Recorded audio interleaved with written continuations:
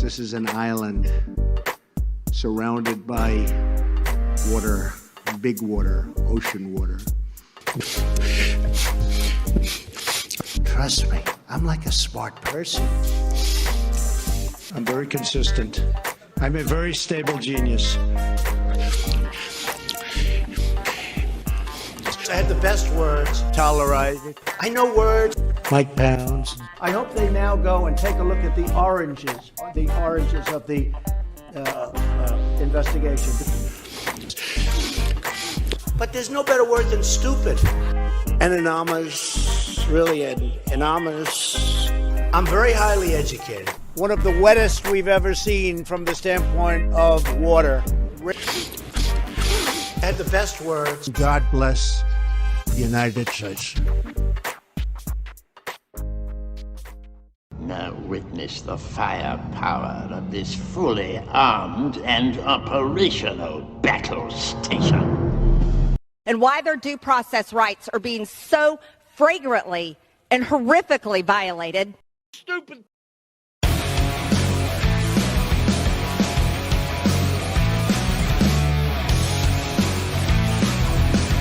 You idiot.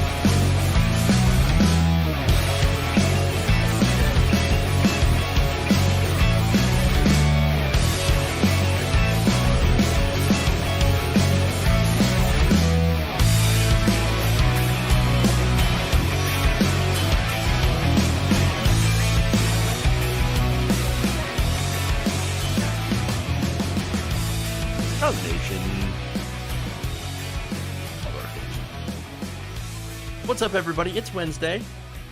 You know what time it is. We got a show. And for a good show. Possibly even a great one. Don't know. We'll see. We'll see about that one. All right. Anyway, everybody, welcome. So, got some different things we want to talk about here today. I have for you some fun Trump stuff. Including the lawyer John Eastman getting clowned by his old school. Fun. No, not just his old school, his own employer. Even better. We have more lawyer related stories, including the former lawyer of Cassidy Hutchinson, might be in a little bit of trouble. For telling her, basically trying to tell her to lie. So we've got details on that.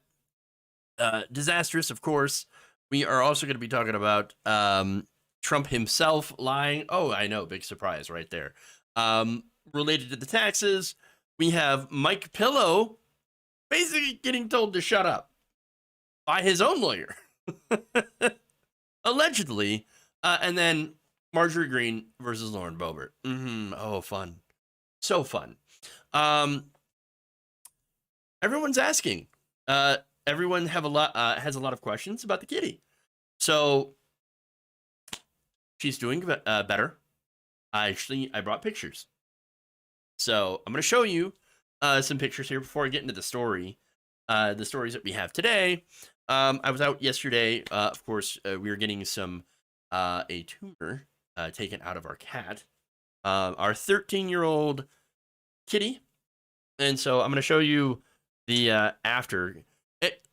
Hey, look, if you're grossed out by, I guess, shaved cats or stitches, avert your eyes. That said, there's our kitty. This morning, after her surgery, which went well, by the way. So it's been removed. There was actually quite a bit of infection there, but it is gone. And so, look, she's obviously very tired. Very that's the it's a really, really long incision. So, cone of shame. This is more of the cone of sadness, really. What's the kitty's name? It's Isabella.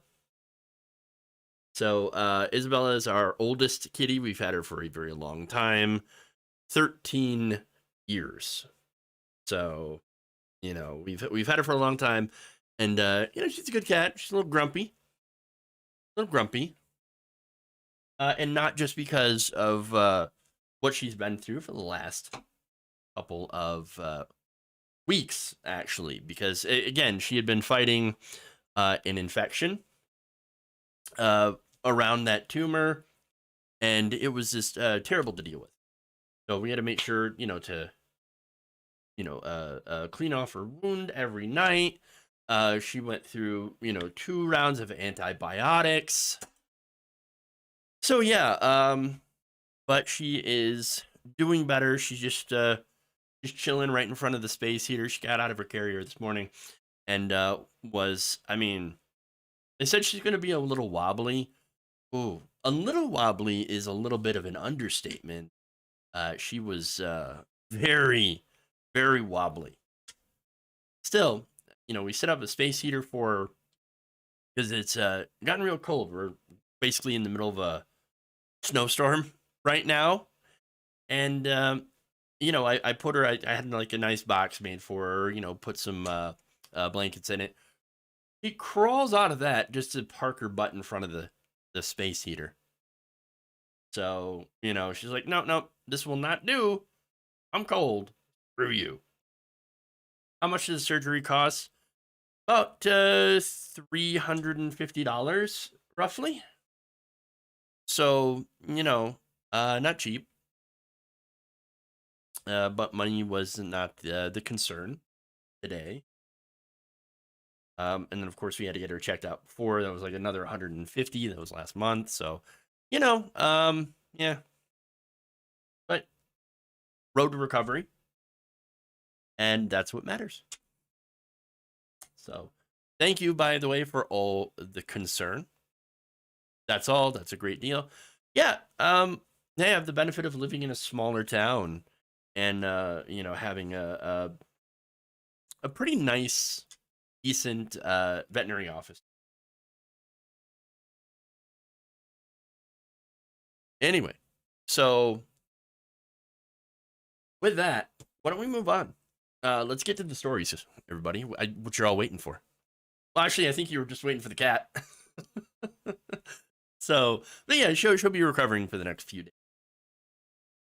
I'm pretty sure she'll be back to herself in about. All right. With that, let's dive in.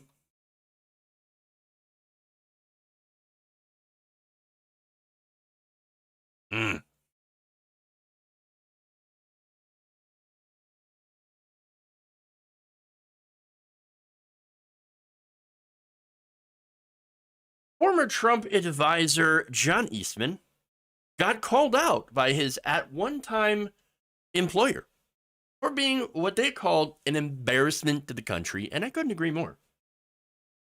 Definitely an embarrassment to the country. According to a report in the Denver Post, the chair of the University of Colorado's Board of Regents had made a statement while endorsing the January 6th committee's recommendation that Eastman be prosecuted for his conspiracy to defraud the United States and obstructing official proceeding. So those are the charges against him.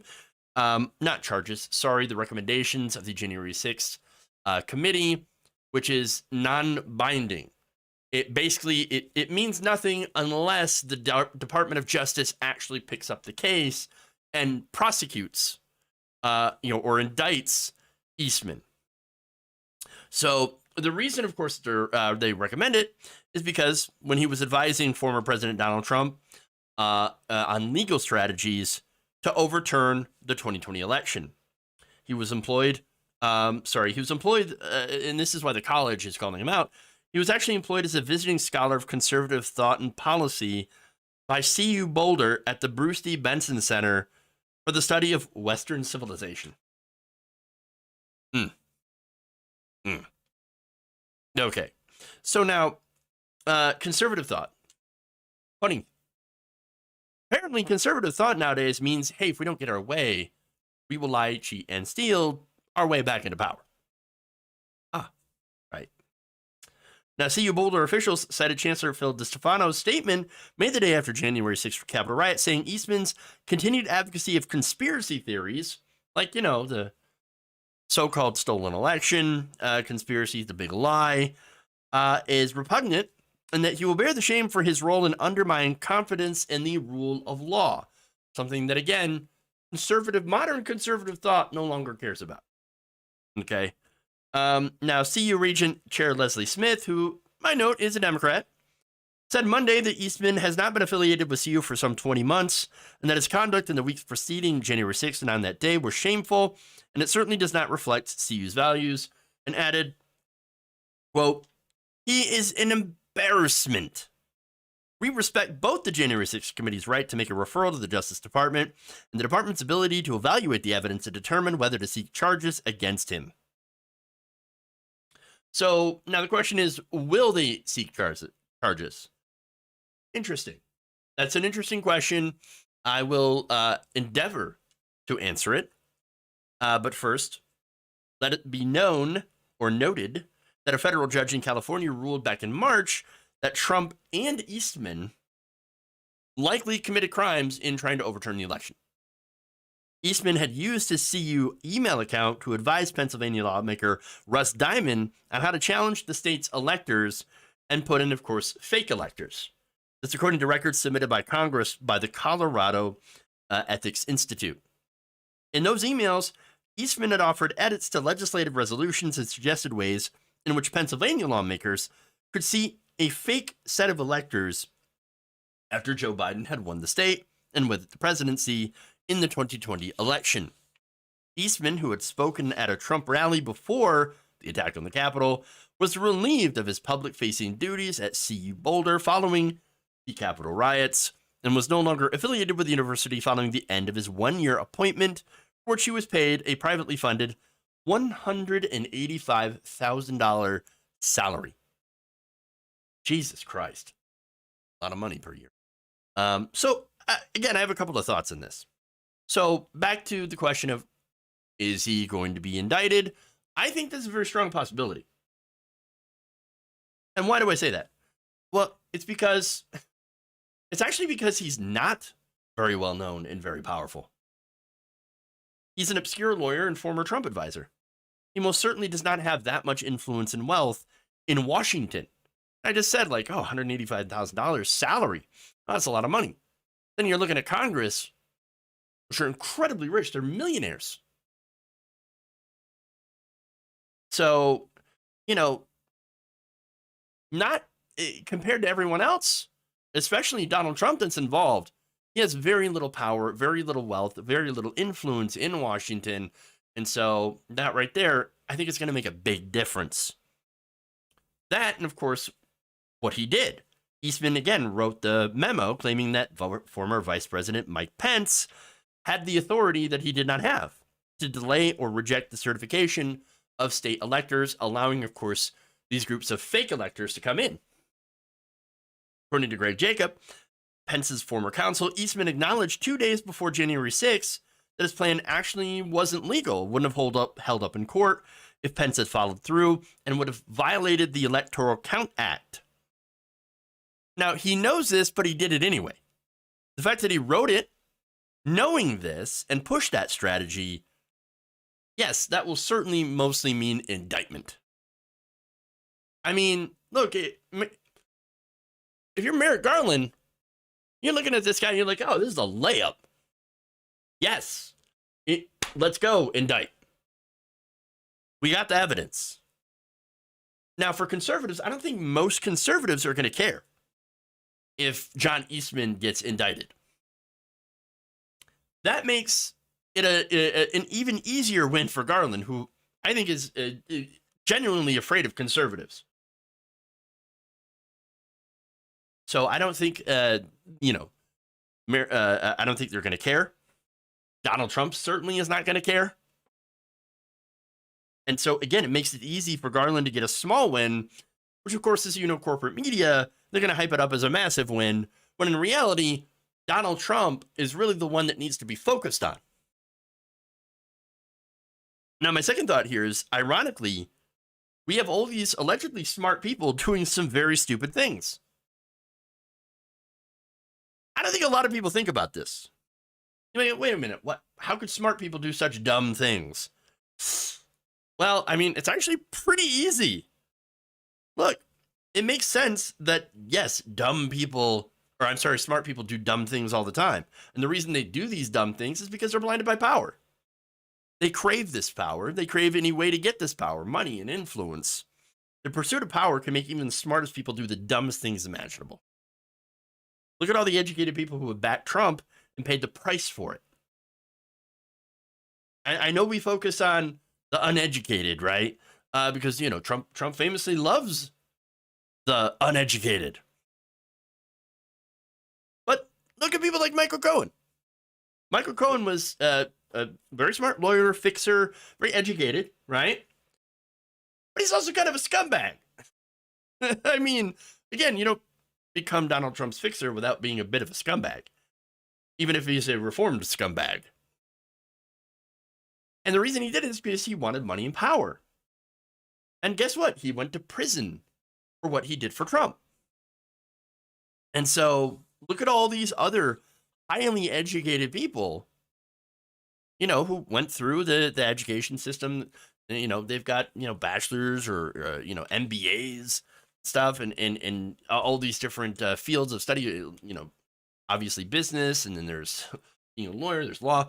All these educated people who rode Donald Trump's coattails. And why did they do that? Money and power. And a lot of them have tanked their careers as a result. Now, as far as education goes, they're not exactly stupid people. That is, unless, of course, they're legacy emissions like Donald Trump, who legitimately is a stupid person. Aside from that, no, they were there. They did these things because they believed that there was something in it for them. They were drawn to that power, the power in Washington, because that power is very, very hard to resist. And so whenever you look at an elected official or a lawyer, or anyone like that who supports people like Trump, who are obviously corrupt, odds are that they know that they're spewing propaganda. They know they're not telling the truth. They know they're lying. They know they're doing terrible things, but it doesn't matter. It doesn't matter because they thought, well, who's going to catch us, for one, and secondly, we're going to get something good out of the end of it. So the thing is, hitching their wagons to Donald Trump, turns out might not have been a good thing for them after all. As certain conservatives have said, Donald Trump is a black hole, and he's gonna, everyone around him is gonna get sucked into it too. All right. Moving on. Go to more crappy lawyers.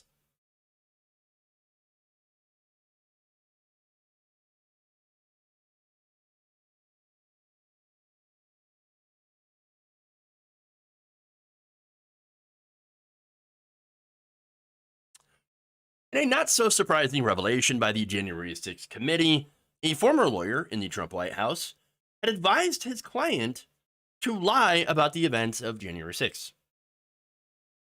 So now, according to CNN, Stephen Passatino, who had allegedly advised his then client, former White House aide Cassidy Hutchinson, to tell the committee that she didn't know.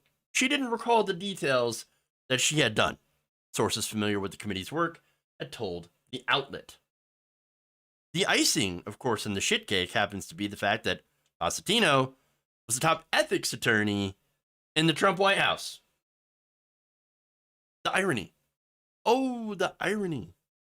More details from the report. Trump's Save America PAC funded Passatino and his law firm Elections LLC, including paying for his representation of Hutchinson, other sources told CNN. Now, Hutchinson, of course, who is not a lefty. She's nobody's progressive, okay? She's as conservative as they come. But apparently her line, like a lot of lines that we've seen in Washington, surprisingly, with the Republican Party, is that, oh, yeah, we're not quite down with overthrowing the country for Donald Trump. Now we love power, and we love the money, and we love the prestige. And, look, we don't want to overthrow the country. We just want to, after our time in government, hit the revolving door, just like everybody else, and get fat lobbyist jobs. That's all. It's really all we wanted.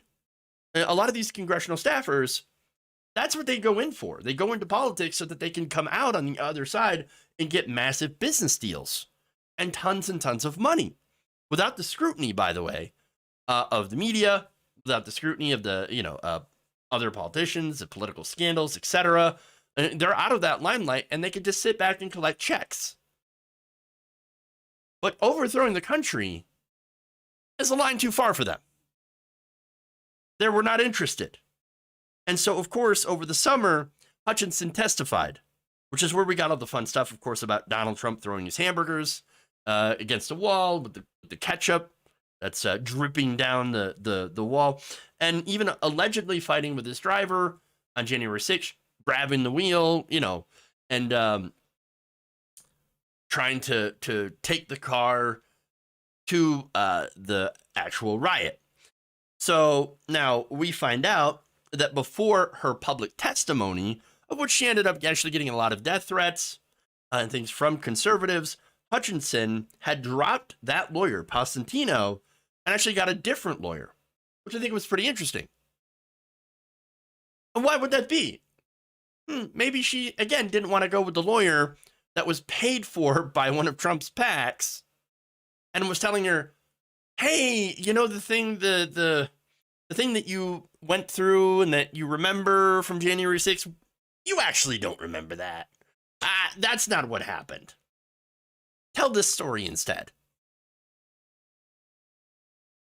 So, look, I think dropping that lawyer obviously is the correct decision because this guy was paid for by the Trump, by one of Trump's PACs, advising his client to lie in order to, at the end of the day, protect Trump and the administration.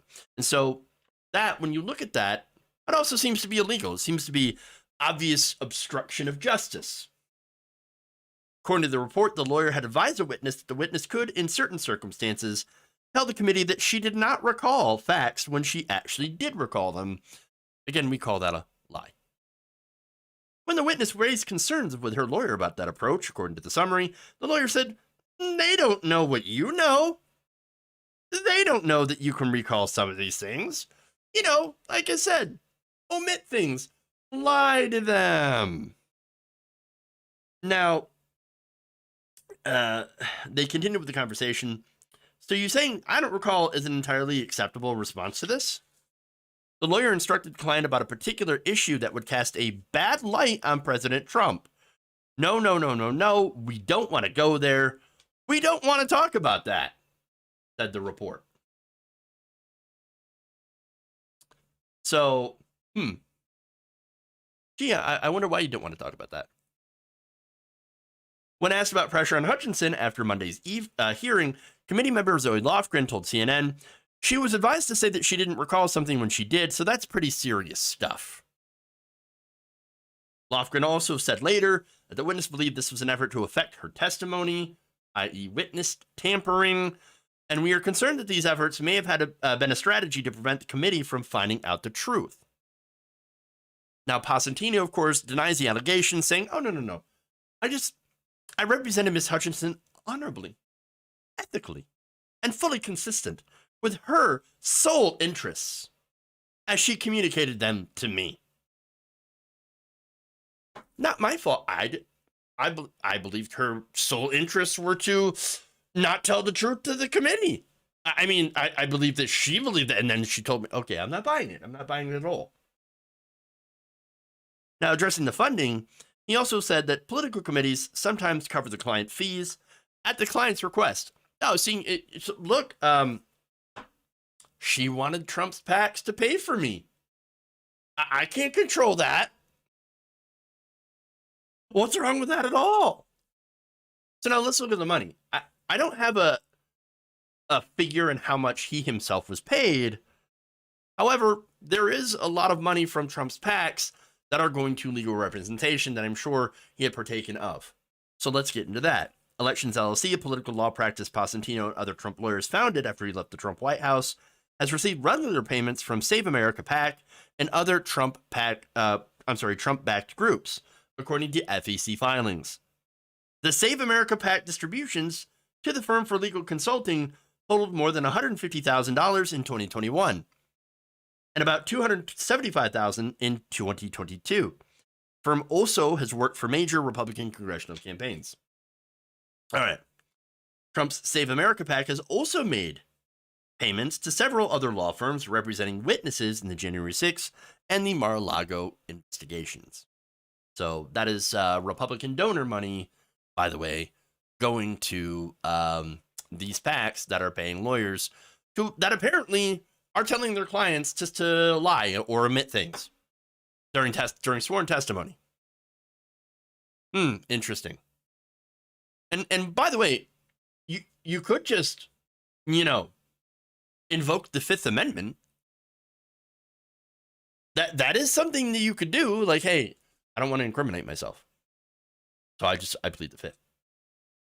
You could do that. So why come up with this? I don't necessarily recall this and have to lie about it. Just no. You could just be like, I plead the Fifth. I don't want to incriminate myself. That would be smarter to do if you really wanted to not give out that information. Or yeah, as some of you point out, you could just tell the truth, which is what Hutchinson had done, as far as we know. So that said,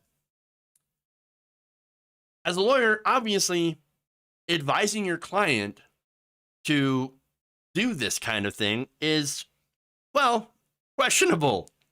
You're actually supposed to follow a standard of ethics, which as an ethics lawyer, you would think that is the case, that they would do so.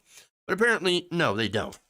Now, one of the things that you're not supposed to do as a lawyer is what you're supposed to do as a lawyer is to avoid conflicts of interest that could compromise you and your representation of a client. I would say getting paid by Donald Trump's PACs to defend Donald Trump and his interests in an investigation about Donald Trump would, violate, would present a conflict of interest.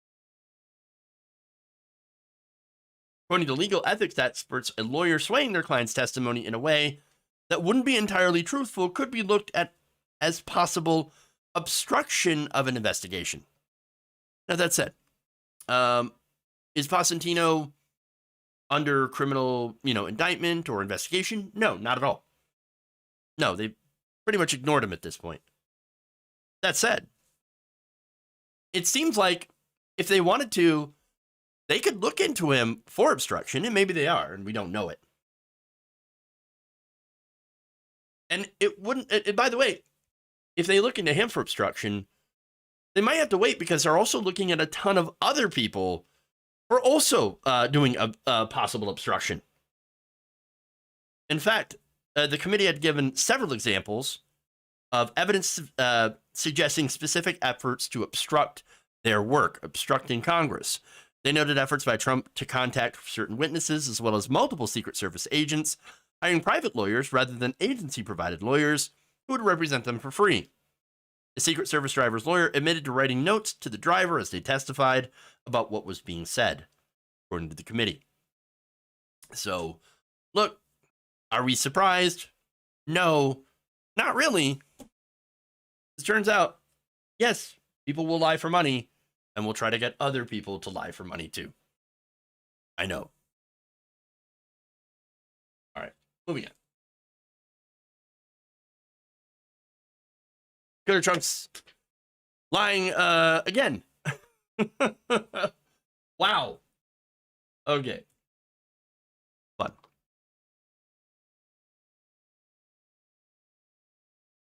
Politicians lying. Weird. Admitted scam artists lying. Oh, again, weird. Never would have seen it coming. But, Oop. I'm pressing buttons here. All right. For the last few years, Democrats have been trying to get Donald Trump's tax returns.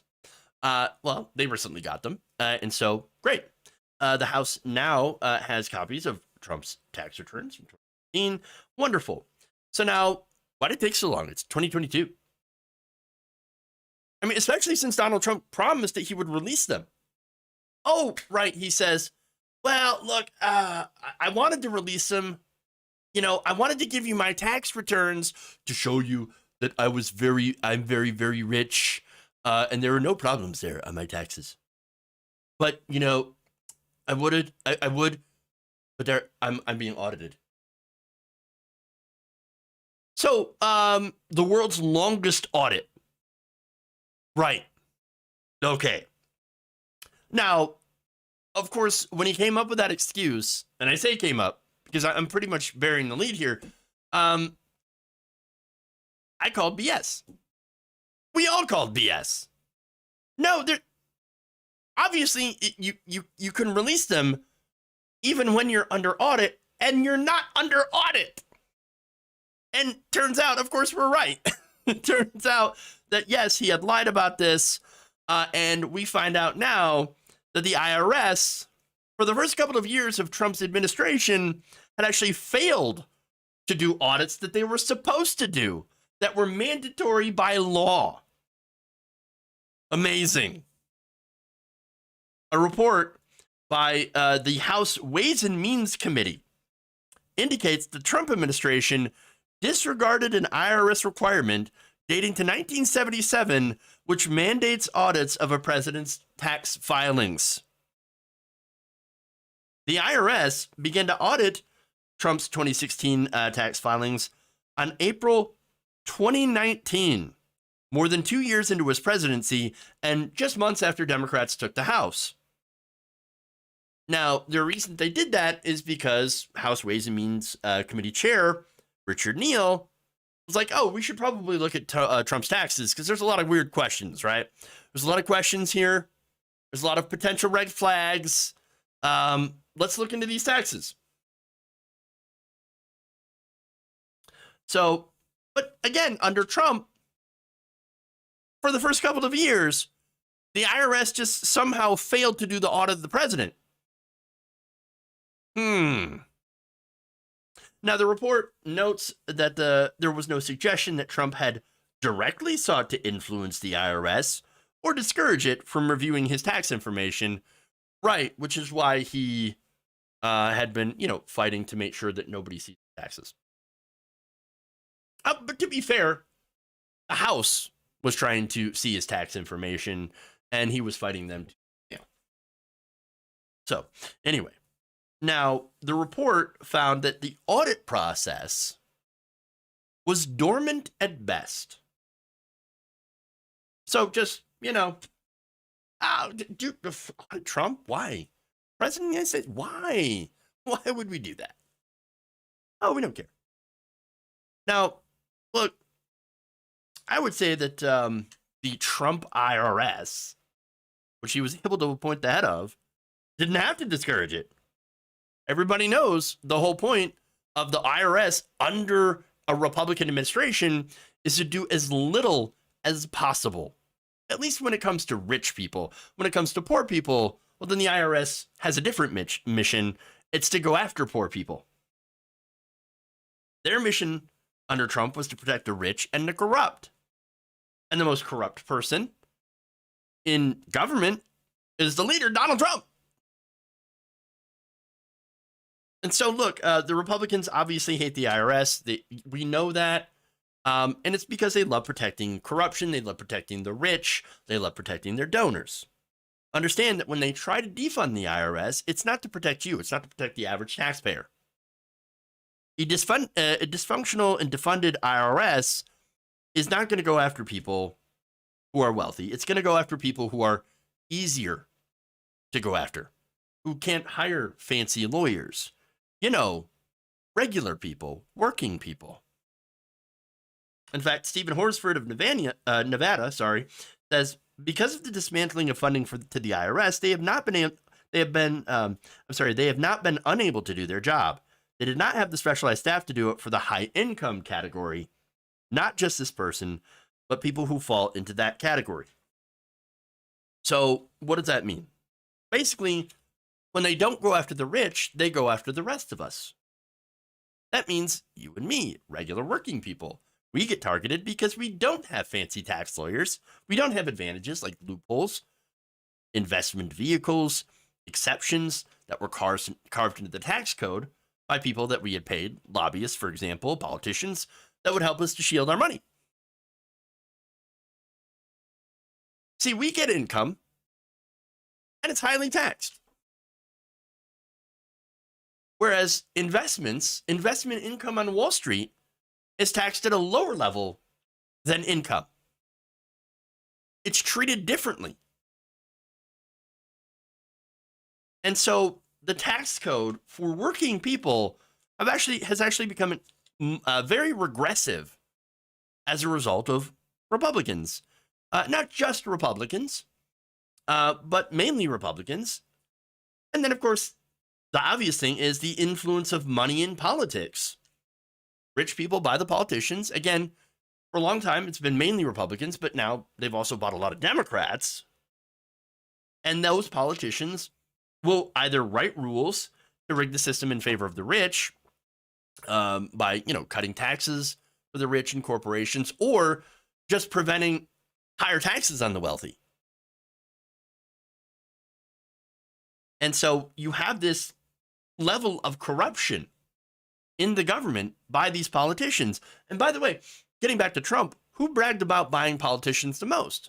Well, back in 2016, Donald Trump. And one of the most or only honest things Trump has ever said, and this was during a Republican debate where he was in the primary, he said, look, I give politicians money. I give them lots of money. And guess what? They do whatever the hell I want. I give them money and they do what I want. Yes, that's true. Again, one of the most honest things and the only honest thing he's ever said. He's right. And they absolutely do everything that the wealthy want. And that's why our tax code is so incredibly broken and slanted towards the rich and rigged against average working people. And look, also, why Trump wasn't audited until Democrats had to force the issue. And yes, they made it into a political issue, which shouldn't be a political issue, should be a criminal, issue, and whether or not he's actually defrauding the taxpayer, or, hiding his assets from taxation, which again is defrauding, hiding his money, and all that stuff. So the Democrats then took this issue and was like, well, we can use this as a political issue. And so we are going to use it as a political issue, even though Donald Trump almost certainly seems like he was doing something wrong. Like, for example, inflating his assets in order to get loans, more favorable terms, better interest rates. And then, of course, deflating his assets when it comes to paying taxes, claiming losses on certain things so that he can get better tax rates when, he was being less than honest about it. And so all this in order to, of course, just pay less in taxes to keep as much of his money as he could. So I bring that up to the Democrats because the Democratic Party hasn't been super great on taxation either. And let me give you a couple of examples. Biden's tax proposal only would have, since Donald Trump, of course, cut taxes in his giant tax scam for the rich, Biden wouldn't even have restored the tax code, especially for the rich, higher than it was under Obama. Not even to the point of where it was under, it'd still be lower than Obama's tax rates for the rich. So, I mean, that's a problem. Okay. So rich people and corporations would still be paying less under Biden's tax plan than they did for Obama. And yet they're even wealthier than before. Now, as far as Richie Neal, again, he's the guy who, made it his personal mission to go after Donald Trump's taxes, except that he could have actually gotten his taxes earlier, but decided, oh, no, we're going to slow walk this thing for as long as we can. Okay, now we can do this. Interesting. So now, Neal is also, by the way, well known for supporting his donors, serving his donors. A lot of them being, of course, in the healthcare industry. Neil is also known for kneecapping progressive legislation like Medicare for All, which would hurt his wealthy donors whose taxes would go up under a Medicare for All system. And by the way, he and Nancy Pelosi had actually made it harder for the government to raise revenue through taxes with one of their changes in the House. This rule change in the House of Representatives, passed by Neil and Pelosi, actually made Medicare for All and free college nearly impossible. Because, well, we can't raise taxes on 80%, anyone that's, we can't raise taxes on 80% of the American people, essentially. So the bottom 80%. So that sounds good in theory, right? But again, that destroys any progressive legislation like Medicare for All, because you would have to have a modest tax increase on the middle class in order to help pay for it. That said, it's a negligible increase, and actually under a Medicare for All system, since you wouldn't be paying premiums, copays, and deductibles, you'd actually save a lot of money. But it would also put these health insurance companies that are gigantic donors to Richard Neal out of business. So, and by the way, Neal, again, his rule, he and Pelosi's rule, would actually require a 2/3 support in the House of Representatives for progressive legislation that increases taxes of course, or affecting 80% of the American people. So basically, will never happen. Yet at the same time, Neal continues to support subsidizing health insurance companies with our tax money. In basically what is a giveaway to the health insurance companies. All right, so anyway, back to Trump. Trump, funny enough, before meeting with lobbyists from the health insurance industry, had actually talked about, and yes, I know it's just talk, about maybe universal health care. Pretty good. And then afterwards, oh, very bad. Gee, I wonder if money or corruption had anything to do with that. But what's important about his taxes, again, aside from potential crimes like fraud or tax evasion, is where he would get his income. At least that's where I want to focus on, right? Who is personally invested in Trump through Trump's businesses? The Saudis, Russian oligarchs? I mean, we're going to have to see. And now we just might. Available. But on the issue of the IRS, you guys remember when conservatives were claiming the IRS was personally targeting them? Just conservatives, right? No, it turns out they weren't. Under Trump, they were protecting Trump by not doing mandatory audits, while at the same time allowing him to lie about being under audit and to not clarify that there's absolutely no laws that would have stopped Trump from releasing his taxes anyway, under audit or not.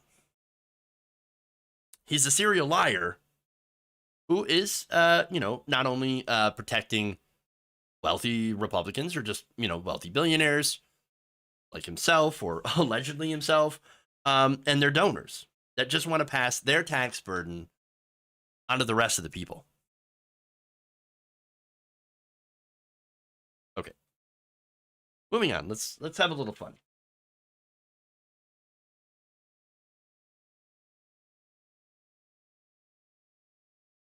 Medicare Advantage plans make private businesses millions of dollars while senior citizens get less service and have mounting medical debt. True. Very, very true.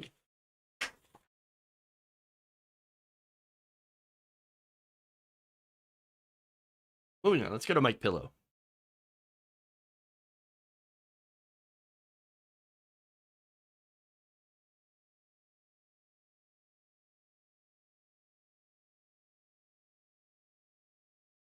Over the years, we've taken on the role of... That's the wrong one. Sorry. Let me fix that. I'm still on the this one. I'll just add that in post. Going along with the O'Reilly. We'll do it live!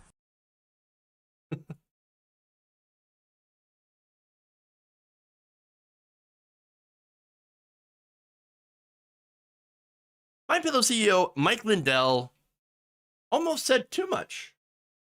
Interesting. So now, during a live broadcast, Mike Pillow was interrupted by his lawyer, who basically told him to shut up before he gets himself into trouble.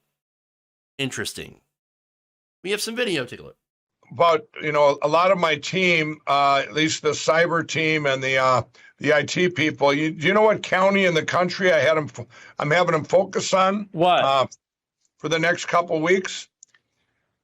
What? Which one? It is.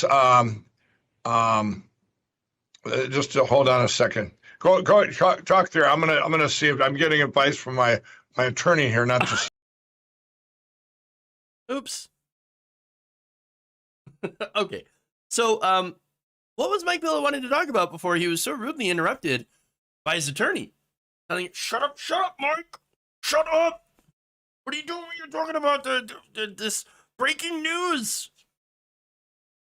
Well, what his cyber and IT guys apparently were focusing on is, some issues with Florida. So look, Mike Pillow's been on this state by state, countrywide, crusade against the machines. We got to fight the machines. We got to take down the machines because we got the T-1000s that are coming for us. They're gonna take it over, and I'm the only hope. I'm like, I'm John Connor. No, you're not. You're a moron. May or may not be on drugs. Okay, I'm not saying anything except I'm saying he might be on drugs. Okay, but anyway, some details. So it turns out that he wants to audit the election victory of Florida Governor Ron DeSantis. Hold on. Is Mike Pillow coming for Ron DeSantis? What? Well, here's what he says. He claimed that there were voting anomalies in Dade County, where a majority of Hispanic voters voted conservatives. He says, quote, "For me, I look at deviations, everybody. That's a deviation. I don't believe it." Okay, for one, why not? I mean, look, Florida has a large Cuban population. Okay, large Hispanic population.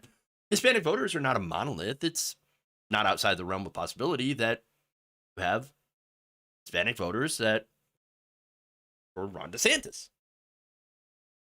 I mean, sure, you could look at it and be like, well, look, that county usually votes for Democrats. Okay, but they didn't go for Democrats this time. And I think there might be a pretty plausible reason for that, given that there really wasn't a Democrat in that race for governor.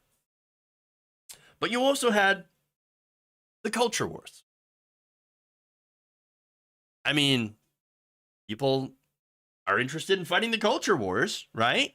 And so you had this culture warrior, Ron DeSantis, going after Disney and going after the woke, doing all this stuff, versus a Republican light, milquetoast Charlie Crist, who used to be a Republican, whose entire campaign strategy is, look at what a monster this guy is. Well, yeah, of course he's monstrous. But I don't know, maybe make a case. I know. Again, Crist is a former Republican governor, and two-time loser. So he's one of those so-called centrist candidates that is, again, conservative on economic issues, your bread and butter issues, and again, really only relied on running against a monstrous candidate. Again, DeSantis, monstrous, but in Florida, apparently that plays well. Now, DeSantis, and where Mike Pillow comes into play, right? So, look, we know Mike Pillow he loves Donald Trump. He's still with Donald Trump, still thinks Trump is a messiah. And he thinks that he's the big apostle. Which really, the guy looks like the guy who, the pallbearer, who, used to ride around with The Undertaker in WWE. Sorry, man. That's what he looks like. Not sorry. But DeSantis, considered to be a leading opponent against Donald Trump, and suddenly Mike Pence says, oh, look, I think there might be some voter fraud here. I got some questions. To which his lawyer's like, shut up. What are you doing? Not only are you getting in trouble with Dominion, but also you're going to get in trouble with DeSantis. This could be a problem. Now, those of you who might be wondering, wait. Generally, it used to be Republicans would only use the voter fraud narrative against Democrats. No. You think they weren't going to start using that against each other? And not just the crazy Laura Loomers or Laura Logans of the world? I mean, look, not in today's Republican Party. No. The whole Reagan idea, right? And I think this started with Ronald Reagan, where Republicans don't attack each other. That's not in effect anymore. Those rules have been tossed out the window since 2016. Trump made sure to end that by going after other Republicans. And so now we have a Republican Party that used to be just vicious against Democrats and still are. But now they're also vicious against each other. They're ripping each other's faces off. And so, of course, they're going to use that voter fraud narrative as just one of the attacks. So what I'm saying is, buckle up. If this is any indication, and the stuff we've already seen between DeSantis and Trump, of what's going to, happen in the 2024 primary, it's going to get real wild. Get your popcorn.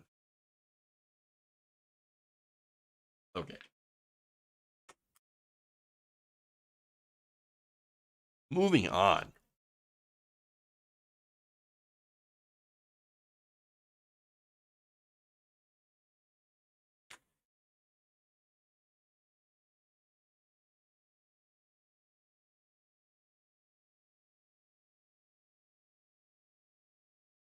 In another case of let them fight, Marjorie Taylor Greene and Lauren Boebert have begun to trade words. So now let me give you some context before I go into this little cat fight, which is fun.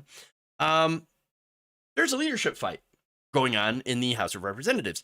Now, Republicans did manage to, in the midterms, win back the House of Representatives, and as such, they're going to have to elect a new Speaker of the House. So there's a fight growing in this over who that next speaker will be. Marjorie Greene wants Kevin McCarthy, but apparently Lauren Boebert is not exactly keen on that idea. And so, of course, Boebert was asked about this on the Charlie Kirk show, who I believe was still live at America Fest. And Boebert decided to take a couple of shots at old Margie. Someone who we all respect, Marjorie Taylor Greene, says Kevin McCarthy is going to be a great speaker. I guess you'll have to ask Marjorie about that. I'm a fan of hers. I'm an admirer, but it's not something we see the same way. Lauren? Well, I've been aligned with Marjorie and accused of believing a lot of the things that she believes in. I don't believe in this, just like I don't believe in Russian space lasers. Are you a hard no? Space lasers and all of this. No, I'm just saying we need to actually have an inside conversation and make sure that these promises are there. I don't believe in the Jewish space lasers or anything like that. No. Ooh, shots fired. Shots fired. It's so good. So look, there's some speculation here that McCarthy had won over Greene by promising to restore her committee assignments. All right, so that's a little tit for tat. It's a little deal making. Okay. So now she's pushing very hard to have McCarthy as speaker. And that's fine. I don't know who, Matt Gaetz or Lauren Boebert want to put up as speaker. Couldn't be anybody good, but neither is Kevin McCarthy. And so again, there's this fight going on. This little slight against Marjorie Greene did not go unnoticed. In fact, on Twitter, she hit back saying, "I've supported and donated to Lauren Boebert.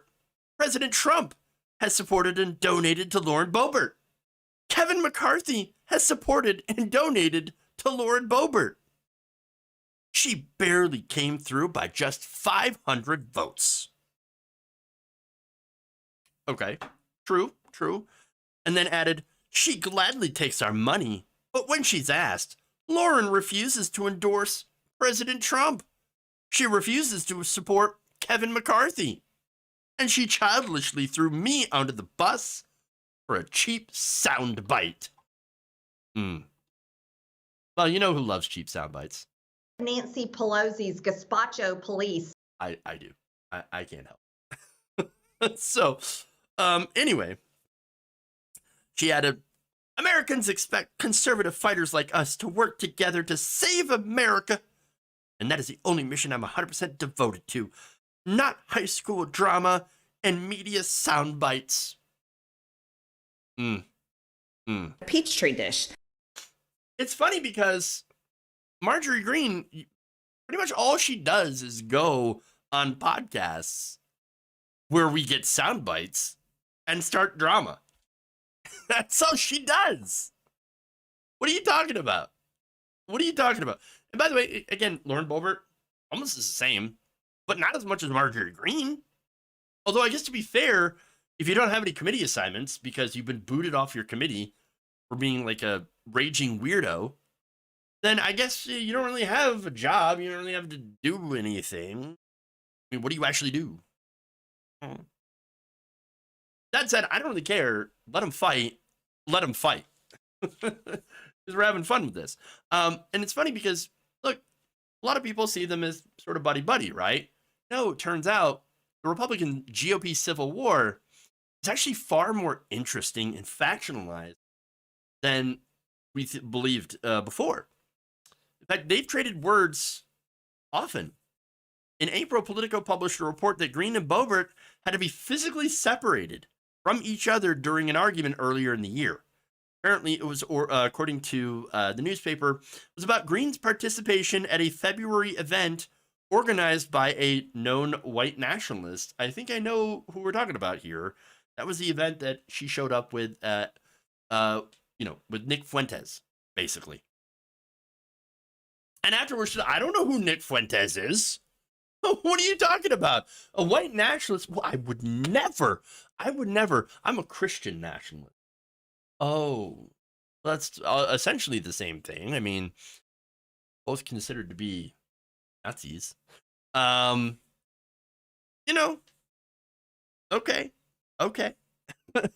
Hard to believe that she didn't actually know she was doing an event with Nick Fuentes or who Nick Fuentes is. It's weird. For some reason, all these people that meet with Nick Fuentes have no idea who Nick Fuentes is. Never heard of him before. Donald Trump? Oh, never heard of the guy. What are you talking about? Fuentes. But I like the things that he says. Oh, he's a white nationalist? Oh, never mind. Wait, you liked the things that he said before you found out that he's a Nazi. Well, that would mean that you're receptive to Nazi ideas. Of course. But that said, right? I remember talking about that event, and I remember her, not being able to help herself to show up to white nationalist events. Couldn't help herself like Lauren Boebert's husband, who, again, Greene couldn't help expose herself, just like Lauren Boebert's husband couldn't help expose himself. Just saying. But as far as their beliefs, look, I have interesting beliefs on what Lauren Boebert believes in versus Marjorie Greene and where their differences really lie. So I think Marjorie Greene is a true believer.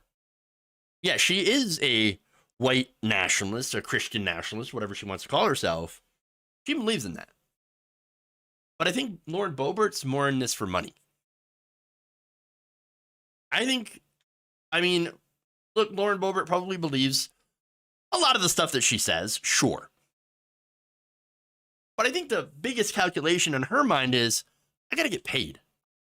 That's it. I got to get paid. But Marjorie Greene, she's racked up so many fines for not wearing a mask on the House floor. we're talking hundreds of thousands of dollars in fines for refusing to wear a mask in the House floor. Not only that, again, I do think that she is a very, true believer.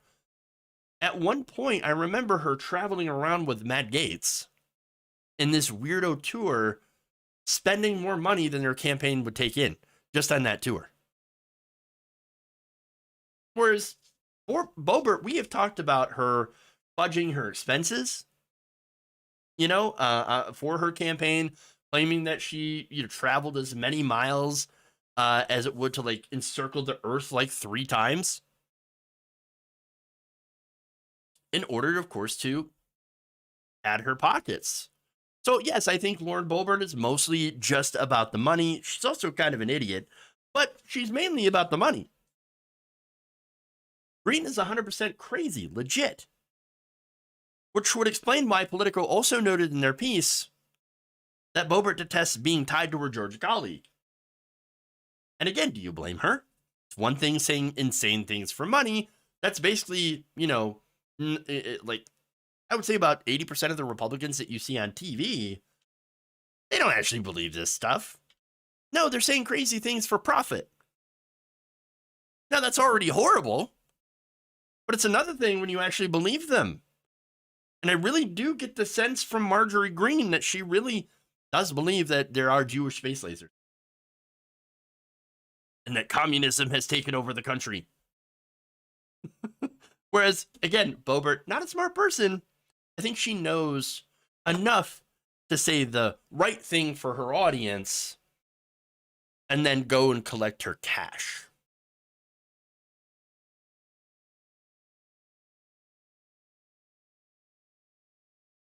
All right. Anyway, let's go to let's go to super chats. Corporate communism. Yeah, of course, corporate communism. It's totally a thing, but not really. All right. So first, super chat from Boulder Crypto Sissy Dragon says, as a festive bus baby, just want to wish everybody a happy Festivus. All right, hey, whatever you,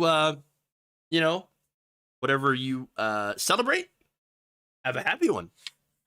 All right, so Gabby Mathis says, Merry Christmas, Happy Hanukkah, or Kwanzaa to all, or, whatever you want to believe. Great. Yule, all that stuff. What is it? Saturnalia is another one. All the different holidays. That's why we say happy holidays, because there's a lot of them. All right. Michael Norrish asked an allegedly divisive question. Is Fortnite a good game or just a cash grab? Personally, I'd say cash grab with the generic framework. Sorry. I haven't really put that much time into so what I think for games is all games are made for money, obviously. Now, the selling point of certain games is okay, yeah, obviously we're going to sell it for money, but we're going to put a good story into it, right? We're going to put a good story or fun gameplay, whatever, right? Okay. For the most part, let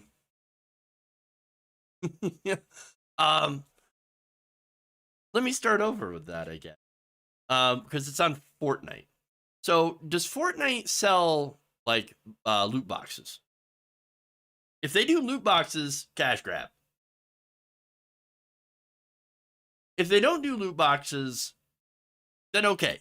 Then it's just like a normal game. I'm playing Fortnite right now and don't spend much on it at all. You can play it for free. Yeah, and what I mean by loot boxes, by the way, is I'm not talking about things that are bundles, right?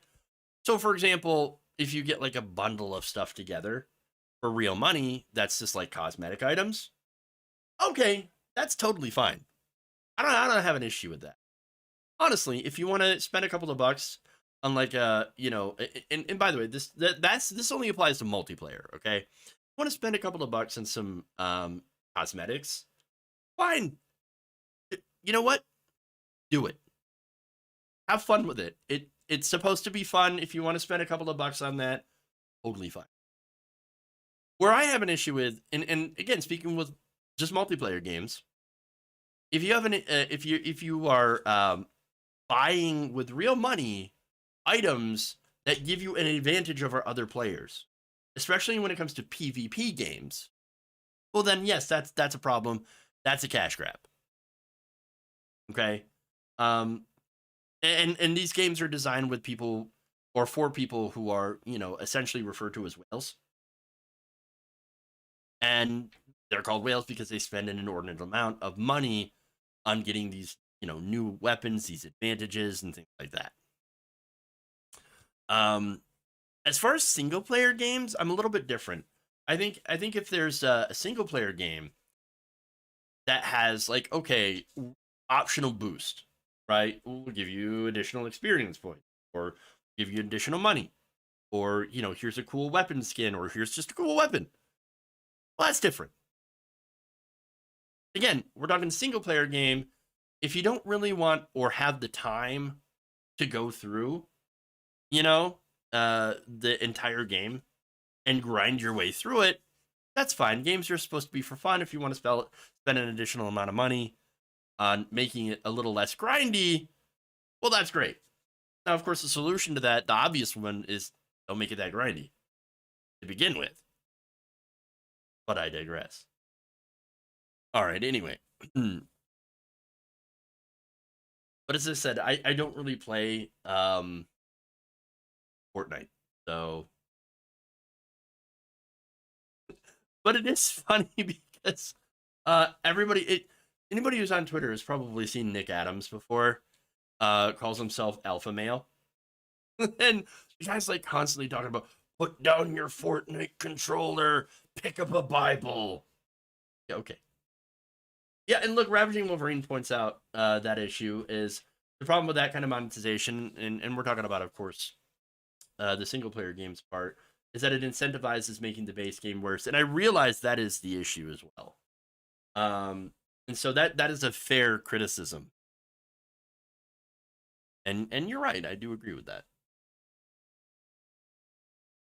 I don't know, there needs to be like a happy medium or something. But anyway, I went too far on that question. Real and N, thank you for the 5 gifted membership. Actually, the 10 gifted memberships. Wow, that's amazing. Thank you. I appreciate that a lot. Memberships, of course, help the show continue. And thank you. Jules T, also thank you for 5 gifted Waldorf Nation memberships. Appreciate that a lot as well. And then Jonathan Leiter, thank you for the very kind $2. Seasonal Solstice and a Merry Groundhog's Day. All right, hey. I'm playing Horizon Zero Dawn right this minute.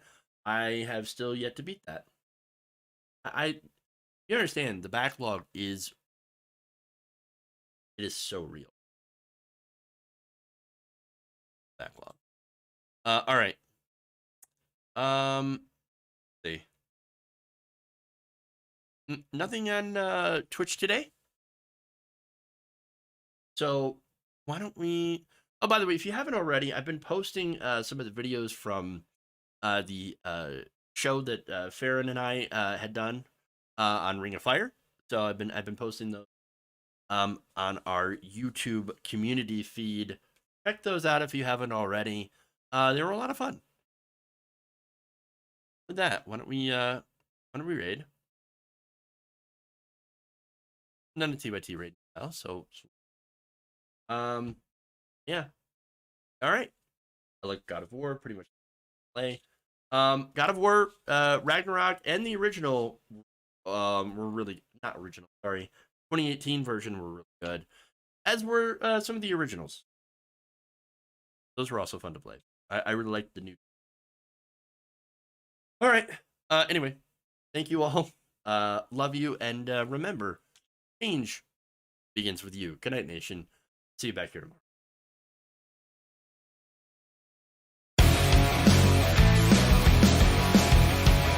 Who's got a hammer? There's insanity in the control room. Oh, I'm sorry.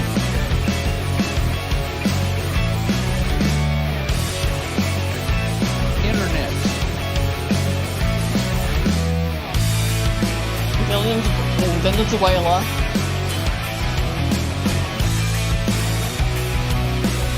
The Republican Party's racist.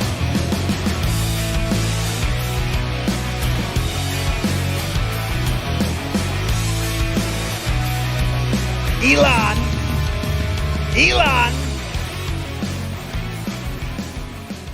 You're kicking me out the door. You're kicking me out the door.